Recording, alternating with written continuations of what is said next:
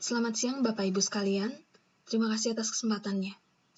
Saya Dian Puspitasari, dalam kesempatan ini akan menyampaikan mengenai kegiatan pengabdian yang telah tim kami lakukan, yang berjudul meningkatkan kompetensi pendidik klinis profesi kesehatan melalui webinar 4 keterampilan dasar pendidik klinis. Berikut adalah garis besar presentasi saya. Dan kita akan mulai dari mengapa kami melakukan kegiatan ini. Pendidikan klinis pada profesi kedokteran dan profesi kesehatan lainnya memiliki beberapa karakteristik yang membedakannya dari pendidikan pada tahap akademik. Pendidikan klinis berlangsung pada situasi layanan kesehatan, sehingga memberikan pengalaman yang otentik bagi mahasiswa yang nantinya akan bekerja sebagai dokter ataupun profesional kesehatan lainnya. Pendidikan klinis juga termasuk sebagai work-based learning. Karena berlangsung di situasi layanan kesehatan, pendidikan klinis sangat berkaitan erat dengan pelayanan, di mana pasien selalu menjadi prioritas. Karena itu, sifat pembelajaran pada tahap ini seringkali spontan dan tidak selalu terencana. Selain itu, pembelajaran juga sering bersifat oportunistik dan sangat dinamis. Karena itu, pendidik pada tahap klinis menghadapi tantangan yang juga berbeda dari pendidik pada tahap akademik. Pendidik klinis adalah dokter klinisi dan tenaga kesehatan di institusi pendidikan profesi kesehatan. Rekrutmen pendidik klinis umumnya didasarkan pada kualifikasi profesional dan juga kualifikasi akademis. Namun dalam proses pendidikan profesional maupun akademis sebelumnya, pendidik klinis seringkali tidak mendapatkan persiapan khusus untuk menjalankan tugasnya sebagai pendidik klinis. Berdasarkan literatur, ada beberapa keterampilan yang penting untuk dimiliki oleh seorang pendidik klinis.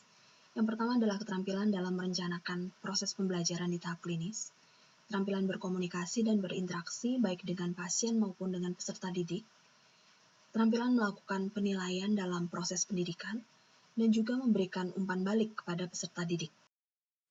Kegiatan pengabdian ini bertujuan untuk meningkatkan pengetahuan dokter dan tenaga kesehatan yang terlibat sebagai pendidik klinis mengenai keterampilan dasar yang diperlukan oleh seorang pendidik.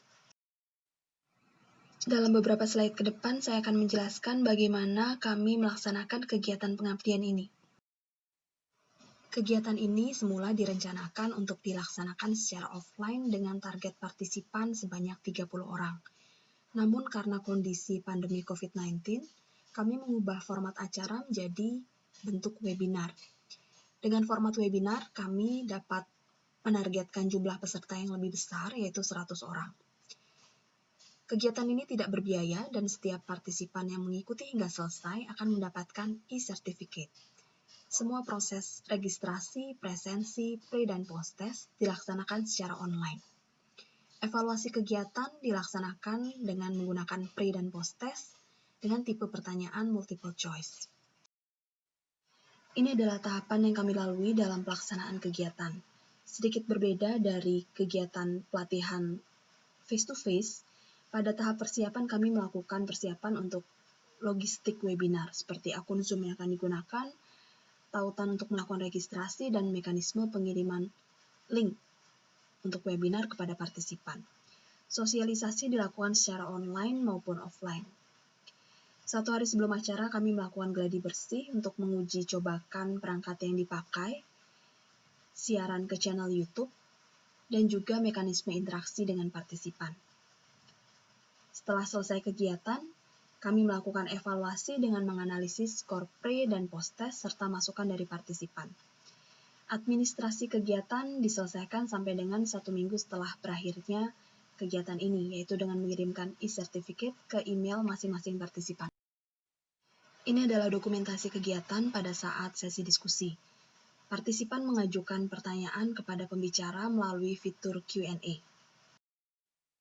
Apakah kegiatan ini berhasil mencapai tujuan?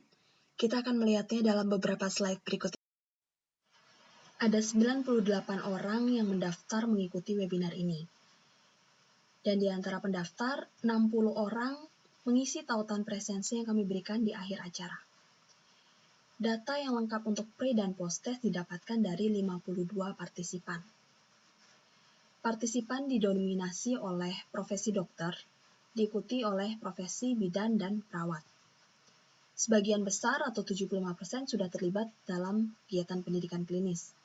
Namun, lebih dari 50% belum pernah mengikuti kegiatan pelatihan sebelumnya. Dari hasil analisis pre dan post test didapatkan bahwa pengetahuan partisipan mengenai pendidikan klinis meningkat dari median 4 ke median 6, dan peningkatan ini bermakna secara statistik. Seluruh partisipan menyatakan tertarik untuk mengikuti webinar atau pelatihan lanjutan di masa mendatang. Untuk saran dan masukan, partisipan berharap bahwa kegiatan ini dapat dilaksanakan secara kontinu.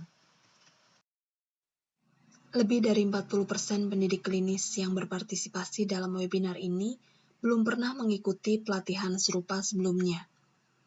Karena itu, tidak heran jika median pengetahuan mengenai keterampilan pendidik klinis sebelum mengikuti pelatihan cukup rendah. Webinar yang dilaksanakan ini terbukti mendukung peningkatan pengetahuan partisipan mengenai keterampilan dasar pendidik klinis. Suatu studi sistematik review dan meta-analisis mengenai efektivitas webinar pada mahasiswa dan profesional menunjukkan bahwa webinar memiliki efektivitas yang sebanding dengan pelatihan offline. Namun webinar menawarkan keuntungan, yaitu fleksibilitas secara lokasi, waktu, dan juga lebih hemat secara biaya. Hal ini dapat mengakomodasi kesulitan klinisi untuk meninggalkan lokasi praktik mereka untuk mengikuti pelatihan atau kegiatan pengembangan diri secara full. Meskipun awalnya format pelaksanaan kegiatan melalui webinar ini kami pilih karena kondisi pandemi, namun studi menunjukkan bahwa bagi klinisi, dokter dan tenaga kesehatan, mengikuti kegiatan pengembangan diri dan profesional melalui webinar itu dapat meminimalkan gangguan dan efek negatif yang ditimbulkan ketika dokter harus meninggalkan pelayanan klinis mereka untuk mengikuti kegiatan pelatihan. Ini terutama nyata dan dirasakan oleh dokter-dokter yang bekerja di daerah rural atau daerah yang remote, di mana mereka adalah satu-satunya atau sedikit dari tenaga kesehatan yang bekerja di sana. Masukan partisipan mengenai kontinuitas kegiatan ini juga sesuai dengan literatur. Berdasarkan literatur, kegiatan faculty development atau pengembangan fakultas perlu dilakukan dengan kontinu agar memberikan paparan yang lebih lama, sehingga bisa mendorong terjadinya perubahan. Baik, sebagai kesimpulan, dokter dan klinisi yang terlibat dalam pendidikan klinis memerlukan pelatihan khusus sebagai bekal pengetahuan dan keterampilan dalam mengajar di setting layanan klinis.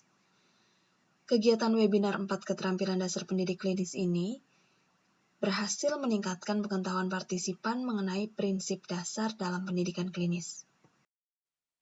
Beberapa saran yang dapat kami berikan untuk kegiatan serupa di masa mendatang adalah yang pertama, perlunya memastikan kontinuitas kegiatan.